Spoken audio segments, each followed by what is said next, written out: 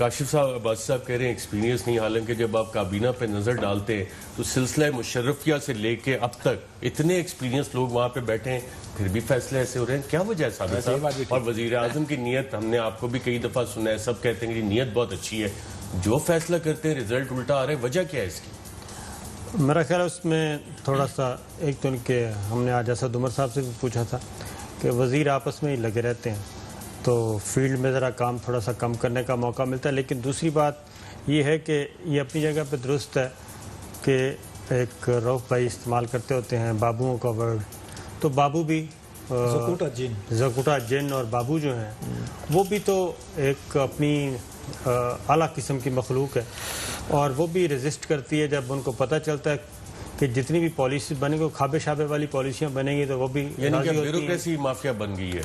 हर तरह से माफिया था। इस मुल्क में सिर्फ माफिया है, कोई नॉर्मल काम करने वाला नॉर्मल माफिया लफ्ज जो है हमने इसको फुटबॉल बना लिया, जहाँ काम करना नहीं आ रहा वहाँ माफिया डाल दो। सर हर जगह मोनोपोलिस्ट बैठे हैं, हर जगह स्पॉट फिक्सर बैठे हैं। नैब का हमने खबर दी थी, नैब का एक अफसर, बड़ा अफसर, वो खुद अगर मुल्जिमान को जो पकड़ के लाते हैं उनके घरों में अगर वो फूल भेजें और उनके घरों में मिठाई के टोकरे भेजें और बिफोर टाइम उनको बता दें कि हम आ रहे हैं, मेरे बंदे आ रहे हैं, अगर आप आगे पीछे हो जाएं, उनकी टेलीफोन कॉल्स पकड़ी जाएं, उनके मैसेजेस पकड़े जाएं, लेकिन अभी तक उसको हटा नहीं सकते क्योंकि वो बहुत तगड़े सिफारिश करवा रहे हैं। की बात कर रहे हैं ना, जो कि बाकायदा तौर पे कंट्रोवर्शियल हो गया। आपने कहा ब्यूरोक्रेसी माफिया बन गया। वो भी ब्यूरोक्रेसी का हिस्सा है, वो भी ब्यूरोक्रेट्स हैं। और कौन से हैं वो? मोनोपोलिस्ट हैं, कार्टल्स बैठे हैं और अजारादारियों की हर जगह के ब्यूरोक्रेट्स हैं जो निजाम हमारा चला। जहां जहां अच्छे हैं वहां पे अच्छा काम हो रहा है,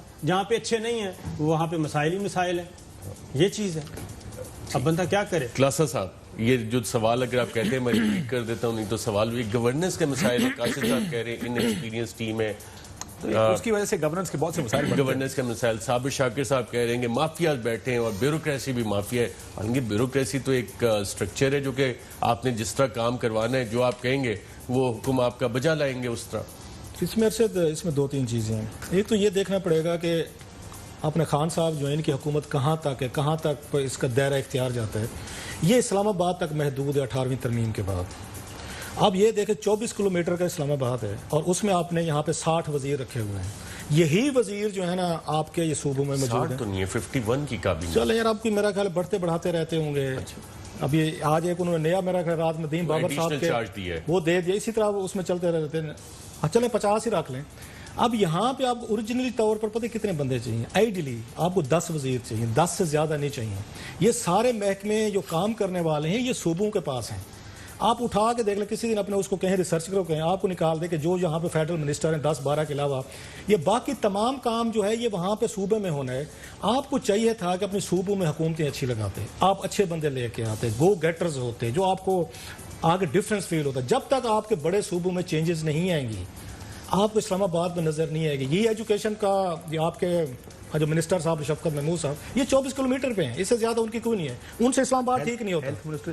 हेल्थ मिनिस्टर देख लें, आप ज़राअत का मिनिस्टर देख लें, नहीं मैं नहीं बड़ी 10-12 के अलावा वजीर दाखिला को देख लें, आपका कोई काम ही नहीं है यहाँ पे। आपके वजीर ममलकत दाखिला चले गए थे ये फैजाबाद से आगे, शहरयार अफरीदी साहब, तो वो उनको बता दिया गया था कि आपका ये डोमेन नहीं है, आप वापस जाएं अपने इलाके में।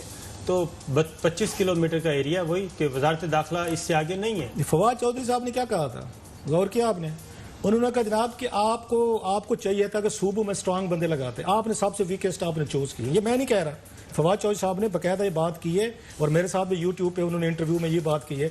आप यहाँ पे चुन चुन के ऐसे बंदे लाएंगे इमरान खान साहब कि जो वीक हों, कमज़ोर हों, आगे खड़े ना हो सकें, बात ना कर सकें, आर्गू ना कर सकें, और आपकी हर वक्त बल्ले बल्ले होनी चाहिए। बाकी आपको नलायक टीम आपको नजर आनी चाहिए, उसमें 2-4 काबिल भी होंगे, मैं सबका नहीं कह रहा, अच्छे लोग भी होंगे यकीनन। तो उसके बाद जो बात आके यहाँ पे काशिफ भाई कह रहे हैं, फिर यही निकलना था। फिर आप इसकी शिकायत क्यों करते हैं कि आपकी टीम आपको डिलीवर नहीं कर रही, आपसे चीजें नहीं हो रही? क्यों? आप काबिल लोगों को आगे आने ही नहीं देते थे। आप यहाँ पे जो आपको क्वेश्चन करेगा, सवाल करेगा, डिबेट करेगा, आपने परवेज खटक के उसे मॉडल से सीखा है कि जनाब आपकी दफा जो हमने वजीर आला लगाने हैं ना, जहां जहां पे वो वीक होने चाहिए, पावरफुल नहीं होना चाहिए। उसके नतायज आप देख लें, एक चीज। और दूसरी जो यहाँ पे मसला है, जो वो आम आदमी को समझ नहीं आती, आपने अपने यार दोस्तों को जो चंदा पार्टी थी उसको उठा के वजीर लगा दिया साहब ने। अब 20 के करीब तो नॉन इलेक्टेड लोग हैं, उनमें से मोस्टली लोगों को अपने कारोबार हैं, अपने बिजनेसेस हैं, अब वो माल बना रहे हैं। अच्छा, यहाँ बैठ के पॉलिसी भी वही बनाते हैं, समरिया भी वही अप्रूव करवाते हैं, सेक्रेटरीज भी अपनी मर्जी के लगवाते हैं, उसके बाद ECC में फैसले भी करवाते हैं, फिर कैबिनेट में भी जाते हैं, रिलीजेस भी खुद कर रहे हैं। ये शुगर वाला स्कैंडल अगर देख लें, दैट्स वेरी क्लासिक थिंग कि आपने खुद मैनेज करते हैं, मैनूवर करते हैं, सारी चीजें करने के बाद आप कहते हैं वो तो चोर तो वो है। अभी इन्होंने बात की ना असद उमर साहब की, जो चौधरी गुलाम हुसैन साहब ने इनको कहा आई एम नॉट कन्विंस्ड, ये बात इंक्वायरी रिपोर्ट में लिखी हुई है। ये चौधरी साहब ने जो बात की है, ये बहुत बड़ा केस है कि उसमें इंक्वायरी रिपोर्ट में यहाँ GAT में जो उनकी है, ये FIA की है, उनकी वाजिद ज़ियाद साहब की, उसमें बाकायदा लिखा हुआ है कि हमारे सामने 3-4 लोग पेश हुए हैं जो इसमें डिसीजन मेकर में शामिल थे। असद उमर साहब, उन्होंने कहा हमें कन्विंस करने में नाकाम रहे हैं कि आपने सारी इजाजत कैसे दी। अब्दुल रज़ाक दाऊद साहब का लिखते हैं कि ये हमें कन्विंस करने में नाकाम रहे हैं। उसके बाद पंजाब के वज़ीर आला साहब का लिखते हैं ये कन्विंस करने में नाकाम है। अब ये तो याद ही नहीं था मीटिंग हुई कि नहीं है। अब ये कौन लोग हैं? ये इमरान खान साहब ने अपॉइंट किए ना, और इनके फैसलों की एंडोर्समेंट किसने की है? इमरान खान साहब और उनकी कैबिनेट ने की है ना। उसके बाद कहना कि गवर्नेंस वीक है और इनसे चल नहीं पा रही, और ये ना तजर्बाकार है। सर, ये बड़े तजर्बाकार हैं, ये तजर्बाकार है। आपने अपने प्रोग्राम इनके पास पैसा कमाने के लिए इतना तजर्बा है। रात में सुन रहा था नदीम बाबर साहब को, वो इतनी बड़ी लंबी लिस्ट गिनवाई कि कितनी ये कंपनी। अब्दुल रज़ाक दाऊद साहब को देखें, अभी बजट में इनको कितने उन्होंने आके फायदे दिए हैं। यहाँ पे हर एक ने बजट उठा के देख ले, किसी ने डिस्कशन ही नहीं की कि इन्होंने अपनी अपनी कंपनीज के लिए क्या कुछ फायदे ले गए सारे। उसके बाद कहना ये नलायक है, निकम्मे। सारे ये पैसे बनाने में, माल बनाने में और चंदे वगैरह करने में ये बड़े लायक हैं सारे। ये हरगिज नलायक लोग नहीं है, मैं नहीं मानता। एक तो आपका जो इन एक्सपीरियंस वाला आर्गूमेंट है वो दोनों साहिबान ने तकरीबन इन वे चैलेंज किया है। दूसरा, आपने अपने प्रोग्राम में कहा था कि PTI को और इमरान खान को, सिर्फ इमरान खान और PTI को PTI से खतरा है। इसका मतलब क्या है? देखिए, एक तो मैं चीनी आर्गुमेंट पे रऊफ साहब के साथ आपके घर पे भी बहस हुई थी। I do not totally agree with the चीनी आर्गुमेंट जो रऊफ साहब ने दिया, बट दैट्स वो हम घर पे फिर करेंगे आर्गुमेंट। देखिए, इमरान खान साहब के पास एक आइडियल मौका आया। वो कहते थे कि ये वो मुल्क है जिसमें बाप के बाद बेटा, उसके बाद बेटी, उसके बाद उसका बेटा, ये मुल्क जकड़ा हुआ इन लोगों ने। तो इस मुल्क में एक मौका मिला इमरान खान साहब को 2018 के इलेक्शन के बाद कि अब आपके हाथ में देते हैं। और सिर्फ ये नहीं कि मरकज की हुकूमत दी, मरकज के अलावा दो बड़े KP चले छोड़ दें, वो रेडार से नीचे है, पंजाब की हुकूमत साथ दे दी। अब जो फर्क नजर आना ना आपको हुकूमत चलाने में, वो अब आपको PTI की कारकर्दगी का फर्क नजर आना चाहिए। जो बुनियादी चीजें जिसके वादा इमरान खान साहब ने किए थे, वो है पंजाब की गवर्नेंस में और उसके जो स्ट्रक्चर है उसकी तब्दीली। पुलिस बदलेंगे, पटवारी का निजाम बदलेंगे, करप्शन खत्म करेंगे, वगैरह वगैरह। ये सारा वो चीज थी। ये स्टेप्स लिए इस हवाले से यहाँ पे मैं यही तो कह रहा हूँ, जो बात अभी कही है ना, असल रोला ये है कि जो परवेज खटक एक्सपीरियंस के बाद इन्होंने कहा कि मैं इस्लामाबाद बैठकर पंजाब और KP चलाऊंगा। ये नहीं हो सकता। जब आप इस्लामाबाद बैठकर पहले KP चलाते थे, उस वक्त आप वजीर आजम नहीं थे। उस वक्त ये हो सकता था कि आपके पास इतना वक्त था कि आप KP के हर आदमी को, और ये मुझे एक दफा गवर्नर साहब शाह फरमान साहब, उन्होंने मुझे एक दफा कहा, उन्होंने कहा जी जो मैसेज उनको जाता है वो फौरन हमें आगे करके मुझे जवाब दो, भी फौरन इसका। एज सिर्फ चेयरमैन तहरीक इंसाफ इमरान खान साहब ये कर सकते थे, एज प्राइम मिनिस्टर ये मुमकिन नहीं है। आपको एक तगड़ा आदमी चाहिए था पंजाब में, जो पंजाब का आपका जो मैनिफेस्टो है, जो आपकी सोच है, उसको डिलीवर करता। तो आप कह रहे हैं कि उनको फिर प्रेसिडेंट बना दें? किसको? जरदारी मॉडल ले आए फिर इमरान खान को? हाँ? नहीं, जरदारी साहब के पास तो कुछ नहीं है ना। जरदारी साहब क्या कर, जरदारी साहब के पास पूरा इख्तियार सिर्फ चेयरमैन पाकिस्तान पीपल्स पार्टी का इख्तियार था। नहीं, जरदारी फैसला कोई नहीं था, क्या कर सकते थे वो? प्रेसिडेंट भी तो थे ना, लेकिन कर क्या सकते थे? पार्टी तो उनके पास ही ना। पार्टी तो आज भी इमरान खान के पास है। तो आज वो प्राइम मिनिस्टर भी खुद है ना। प्राइम मिनिस्टर खुद है, लेकिन जो सूबों की गवर्नेंस है, जो सूबों के फैसले हैं, आप कह रहे हैं ना कि वो मैसेजेस, तो फिर प्रेसिडेंट हाउस तो ज्यादा बेहतर जगह।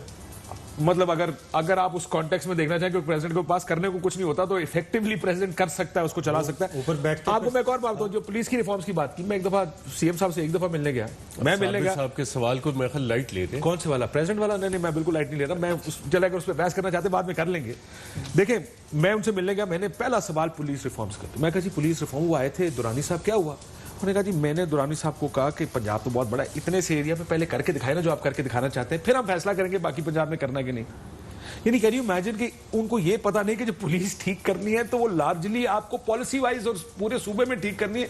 ये नहीं हो सकता। कोई सफाई थोड़ी है कि 4 कमरे घर के आपके एक डेकोरेट करके दिखाओ, मैं फैसला करूंगा, बाकी 3 तुमसे डेकोरेट कराने के। नहीं, यहाँ पे रिफॉर्म्स में प्रॉब्लम हो रही है तहरीक इंसाफ को। लेकिन वो रिफॉर्म्स के डॉक्यूमेंट्स तो नजर नहीं आ रहे, कहीं आए नहीं कर रहे ना, यही तो आर्गुमेंट है कि तो कब करेंगे? 2 साल तो मुकम्मल हो गए, तीसरा फाइनेंशियल साल शुरू हो गया। कब का जवाब तो मेरे पास, मैं बीरबल थोड़ी हूँ कब का जवाब मेरे पास हो भाई। मैं तो सिर्फ ये कह रहा हूँ, मैं थोड़ा ये करते सुने चीज, बाकी की हुकूमत से प्रेशर उतर सकता है। अगर पंजाब में आप ये कर रहे हो ना, लोग कहेंगे हाँ देखो ये रिफॉर्म्स कर रहा है,